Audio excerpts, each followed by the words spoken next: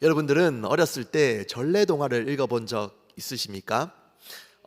네, 그 전래동화 읽으면 그 마지막이 대부분 비슷합니다.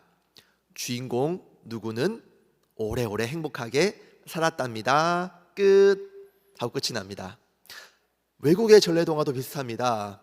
공주와 왕자는 결혼하여 행복하게 살았답니다. 끝. 네.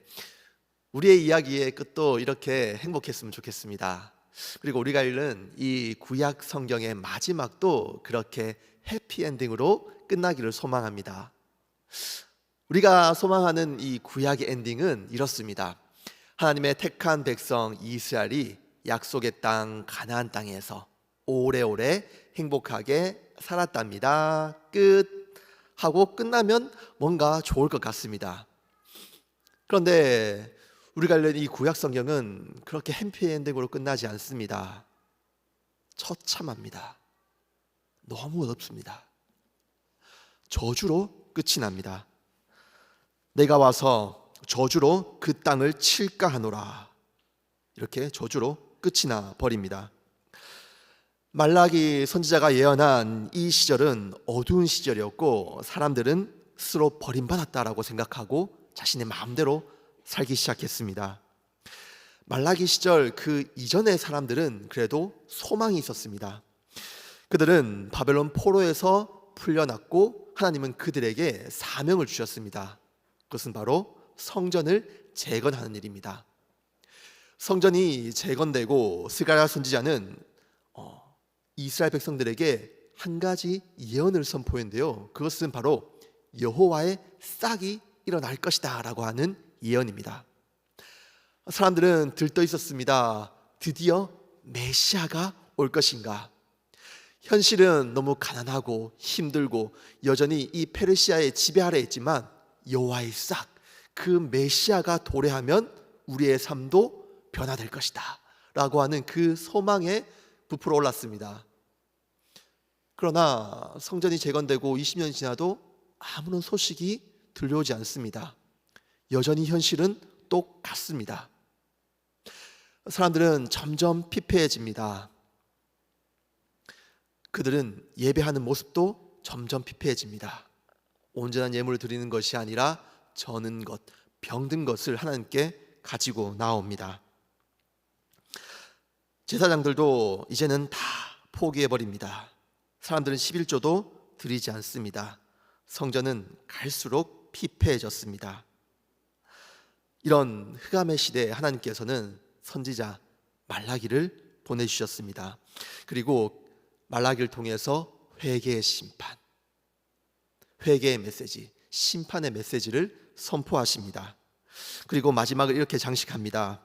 돌이키지 아니하면 두렵건대 내가 와서 저주로 그 땅을 칠까 하노라. 여러분, 우리가 읽는 이 구약 성경의 마지막은 이 말라기 저주로 끝나지만 유대인이 읽는 이 히브리 성경은 좀 다릅니다. 목차가 다릅니다. 내용은 같은데 정렬 방법이 다른데요. 히브리 성경을 보면 말라기로 끝이 나는 것이 아니라 역대하로 끝이 납니다. 역대하는 어떤 내용으로 끝이 납니까? 예루살렘 성전이 파괴됩니다. 말라기보다 더 침울합니다. 더 짙은 어둠이 가리워져 있습니다. 바벨론에 의해서 예루살렘 성전과 성벽은 다 허물어집니다. 이스라엘 백성들은 하나님의 말씀을 듣지 않습니다. 선지자의 외침도 비웃고 조롱합니다. 결국 심판에 의해서 칼에 찔림을 당하고 살아남은 자들은 포로로 끌려갑니다. 마지막 왕은 어떻습니까? 시드기야는 그 눈앞에서 아들이 죽는 장면을 목격하고 두 눈이 뽑혀서 감옥에 갇힌 상태에서 죽고 맙니다. 아주 끔찍한 최후를 맞이하며 구약의 끝은 이렇게 끝이 나 버립니다. 이스라엘 사람들은 하나님께 항변할 수 있습니다. 하나님, 도대체 이게 무엇입니까? 우리와 약속하지 않으셨습니까? 다윗과 언약을 맺지 않으셨습니까? 여러분, 다윗 언약이 무엇입니까? 하나님은 다윗과 약속해 주셨습니다. 다윗이 내가 하나님을 위하여 성전을 짓겠습니다라고 했을 때 하나님은 아니다. 내가 너를 위하여 집을 지어주겠다라고 말씀하셨습니다. 이 집은 그냥 집이 아니라 다윗 왕조를 말씀하시는 것입니다. 그리고 내 왕위가 영원히 견고하리라라고 언약을 맺어주셨습니다. 다윗 왕조가 단절되지 않겠다라고 하는 그런 약속입니다. 그런데 현실은 무엇입니까? 처참하게 멸망당했습니다. 성전이 다 파괴됐습니다. 왕은 끔찍한 죽음을 당했습니다. 하나님, 도대체 이게 무엇입니까? 그런데 여러분, 신약 성경은 어떻게 시작합니까? 마태복음 1장 1절은 이렇게 시작합니다. 아브라함과 다윗의 자손 예수 그리스도의 계보라. 메시아가 태어났다. 드디어 기다리던 그 메시아가 태어났다. 그 메시아는 바로 다윗의 자손으로 오셨다. 다윗의 왕조는 결코 깨어지지 않았어. 하나님의 그 언약은 깨어지지 않았어. 하나님은 신실한 분이야 라고 저자 마태는 우리에게 이야기해 줍니다. 특별히 마태는 이 유대인을 주 독자로 하고 이 마태복음을 썼는데, 그래서 계보를 언급하고 또 다윗의 언약, 예수 그리스도는 다윗의 자손이다라는 것을 강조하며 이렇게 말합니다. 우리 한번 마태복음 1장 17절 말씀 우리 한번 같이 읽어보도록 할까요? 시작. 그런즉 모든 대수가 아브라함부터 다윗까지 연례되어 다윗부터 바벨론으로 사로잡혀 갈 때까지 연례되어 바벨론으로 사로잡혀 간 후부터 그리스도까지 연례되더라. 아멘. 저자 마태는 의도적으로 14, 14, 14를 이야기합니다. 왜입니까? 바로 14가 다윗의 숫자이기 때문입니다. 히브리어 알파벳이 있는데요. 히브리어 알파벳을 보면 우리와 좀 다르게 오른쪽에서 왼쪽으로 읽습니다. 자막을 보시면 이제 알파벳이 보입니다. 이제 알렙, 베트, 김먼, 달렛, 해, 헤트, 요트, 아인, 사데 이렇게 쭉쭉쭉쭉 시작됩니다. 그런데 여기에서 이제 알파벳이 나열되어 있지만 여기서 숫자는 어떻게 기록하냐 하면 알렙이 1이고 베트가 2고 긴머리 3이고 이런 식으로 알파벳 순서대로 숫자를 매기는 겁니다. 그래서 이 다윗의 이름을 보면 다윗의 이름은 다비드입니다. 이 다비드를 보면 이제 다니까 달렛, 디귿이죠. 디귿을 보면 숫자가 몇입니까? 4입니다. 그리고 다 비읍이니까 바브에서 바브는 숫자가 몇이냐 하면 6입니다. 그리고 또 옆에 또 달렛이 시작되죠. 그러면 달렛은 4입니다. 4 더하기 6 더하기 4는 무엇입니까? 14. 그래서 이 다윗의 숫자는 14입니다. 이것을 게마트리아라고 하는데 이것은 이제 히브리어 알파벳을 숫자로 기록해서 암호화시켜서 유대인들이 알 수 있는 그런 유대인의 수비학이 이제 게마트리아인데, 이것을 통해서 다윗의 숫자 14를 반복해서 언급하면서 오신 메시아 예수 그리스도는 다윗의 자손으로 확실히 오셨다. 다윗의 왕조는 절대 깨어지지 않았다 라고 마태는 지금 유대인들에게 이야기하고 있는 것입니다. 하나님의 약속은 우리의 악함에도 결국 철회되지 않습니다. 예수 그리스도가 다윗의 자손으로 이 땅에 오시며 하나님의 약속은 온전히 이루어집니다.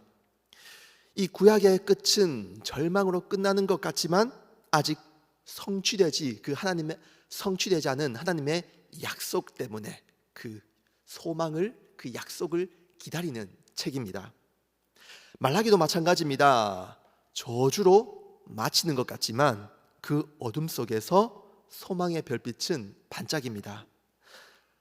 그 어둠 속에서 하나님은 장차 오실 메시아에 대한 그 찬란한 예언을 하는데요. 우리 한번 말라기 4장 2절 말씀 한번 같이 읽어보도록 하겠습니다. 시작. 내 이름을 경외하는 너희에게는 공의로운 해가 떠올라서 치료하는 광선을 비추리니 너희가 나가서 외양간에서 나온 송아가지 같이 되리라. 아멘. 공의로운 해가 떠오를 것이라 말합니다. 어둠을 밝히는 빛, 공의로운 해. 이것은 누구를 가리키는 말씀입니까? 메시아 예수 그리스도입니다. 아침 햇살이 마치 쫙 펼쳐지면서 광선을 비춘다라는 이 치료하는 광선이라고 번역을 했는데, 사실 이 광선이라는 이 히브리어 단어를 보면 첫 번째 뜻은 날개, 두 번째 뜻은 옷자락 이런 뜻이 있습니다.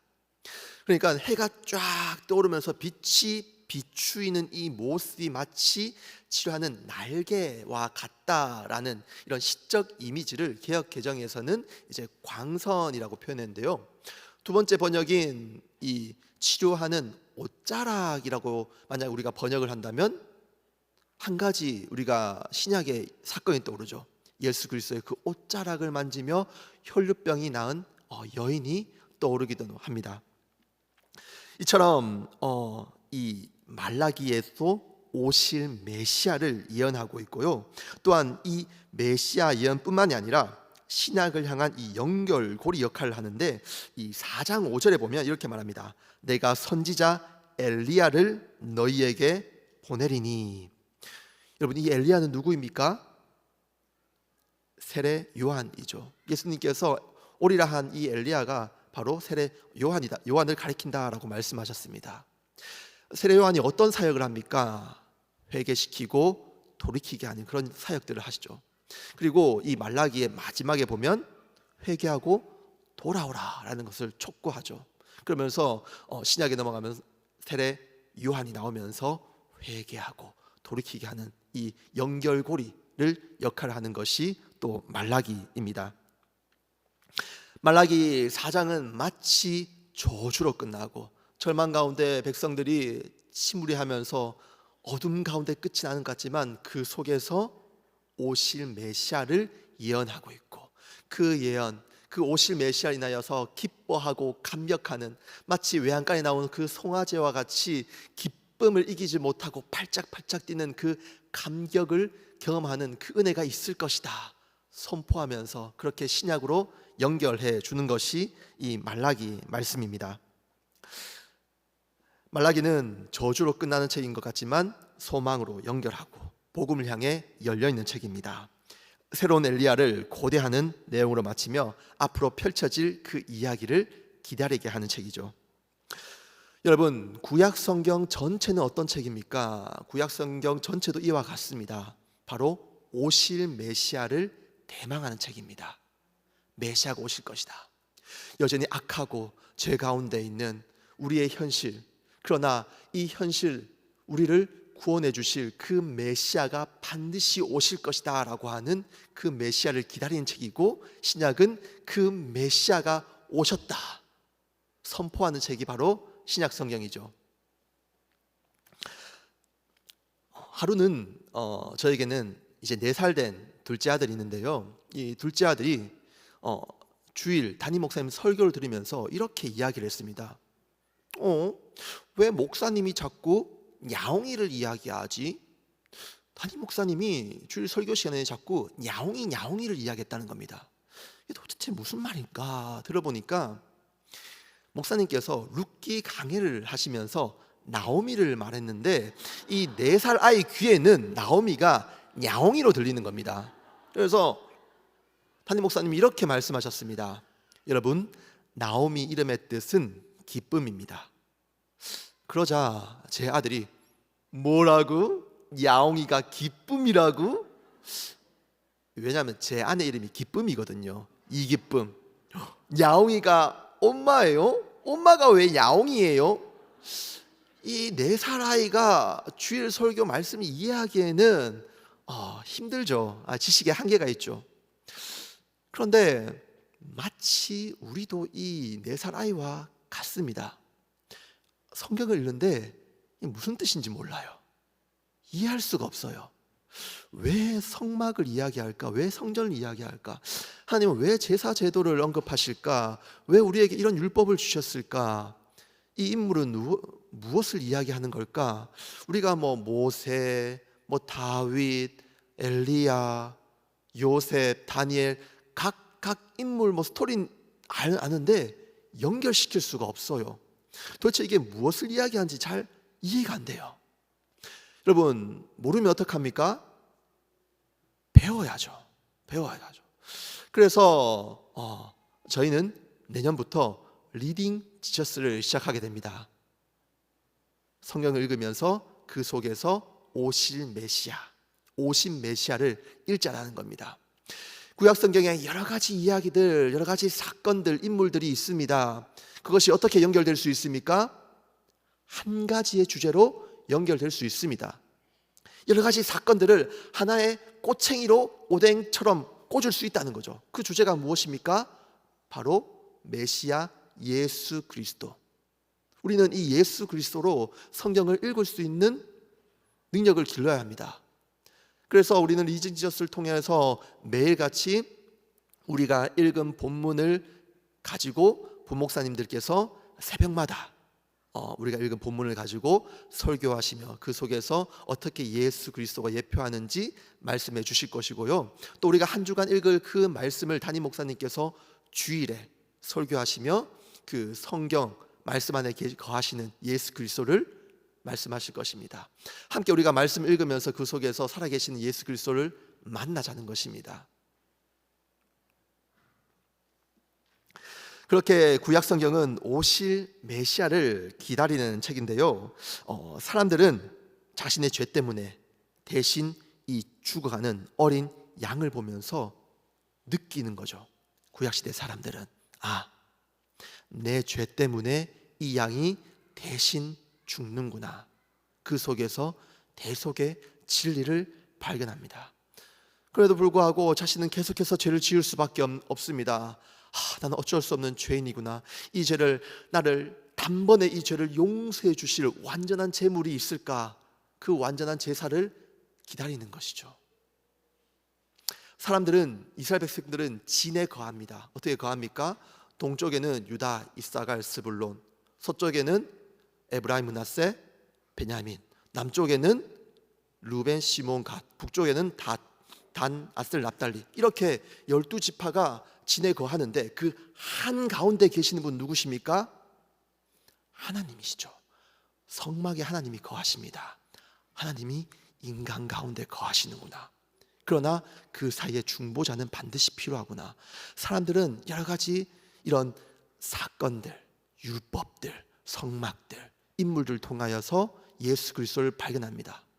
하나님은 계시를 한 번에 예수 그리스도 사진을 보여주시는 것이 아닙니다. 흐릿한 스케치를 보여주시는 거죠. 어떻게 해요? 창세기 3장 15절 말씀 통해서 여자의 후손이 누군지 몰라요. 너무 흐릿한 스케치입니다. 그러나 계속해서 인물들이 등장하면서 또 선지자들이 등장하면서 예언하고 예수 그리스도를 예표하면서 거기에 실선을 그리면서 또 거기에 색채를 더하고 점점 이런 계시가 확장되고 발전되면서 초상화가 그려지는 것입니다. 그리고 신약은 선포합니다. 그 메시아가 왔다. 그는 바로 우리 주 예수 그리스도다. 여러분, 우리는 성경을 읽으면서 그 예수 그리스도를 보아야 합니다. 예수 그리스도를 만나야 합니다. 우리도 변화되어야 합니다. 교구 사역을 하다 보면서 여러 가지 느끼게 되는데요. 보면 재미난 것은 부모와 자녀의 직업이 비슷한 경우가, 똑같은 경우가 굉장히 많습니다. 그렇죠? 왜 그럴까요? 여러 가지 이유가 있겠죠. 그 중에 한 가지는 본다라는 것입니다. 자녀가 부모를 봅니다. 보면서 꿈을 꿉니다. 나도 아버지와 같이 저런 사람이 되고 싶다. 닮아가고 싶다. 그러면서 보면서 꿈을 꾸고 닮아가는 것입니다. 여러분, 우리가 성경을 왜 읽습니까? 우리가 성경을 읽으면서 보면서 꿈을 꿉니다. 하나님께서 성경을 읽으면 우리에게 비전을 허락하십니다. 우리에게 예수 그리스도를 만나게 하시고 예수 그리스도를 닮게 하십니다. 그렇게 우리는 성경을 읽으면서 그 속에서 예수 그리스도를 발견하고 만나고 변화되는 것이죠. 그래서 내년에 우리는 이 리딩 지저스 통하여서 성경을 통하여서 예수 그리스도를 만나기를 원하는데, 교구 사역을 하다 보면 이런 이야기를 들립니다. 저는 성경 일독 통독 안 할 겁니다. 갖가지 이유가 있습니다. 다양한 이유가 있습니다. 저희는 이미 소그룹이 있습니다. 1년에 2독, 3독하는 그런 스케줄이 이미 정해져 있습니다. 우리는 교회에서 하는 1독, 통독은 안 합니다. 여러분, 성경 2독, 3독 그렇게 많이 읽으면 부작용 생깁니다. 어떤 부작용이 하면 잘못 읽다가는, 그러다가 저처럼 신학교 갑니다. 골치 아픕니다. 여러분, 교회에서 함께 우리 같이 성경 일독합시다 하면 순종하는 마음으로 할 수 있는 그런 너그러운 마음이 여러분들 가운데 있기를 소망합니다. 구약의 끝은 어두운 밤을 이야기하는 것 같습니다. 그러나 결국 빛을 바라보게 하는 그런 소망을 기다리는 책입니다. 그 소망은 이미 우리에게 있습니다. 그분은 바로 예수 그리스도입니다. 비록 우리의 현실이 이 구약의 말라기와 같고 역대하와 같이 비참하고 때로는 칠흑같이 어두운 현실이 보인다 할지라도, 여러분, 그 안에 분명히 우리의 이야기, 우리의 결말은 이미 정해져 있습니다. 예수 그리스도와 함께 천국에서 오래오래 영원토록 행복하게 살았답니다. 끝. 이것이 우리 성도의 결말입니다. 여러분, 우리의 삶에 오신 이 메시아 예수 그리스도로 인하여서 절망에서 소망으로, 칠흑 같은 어둠에서 새벽을 맞이할 수 있는 그런 여러분들의 삶이 되기를 소망합니다. 우린 여전히 아직 이 길 위에 있습니다. 그러나 이 길의 결말은 정해져 있습니다. 예수 그리스도 안에서 우리의 인생은 반드시 해피엔딩으로, 그리고 반드시 영광으로 끝이 날 줄 믿습니다.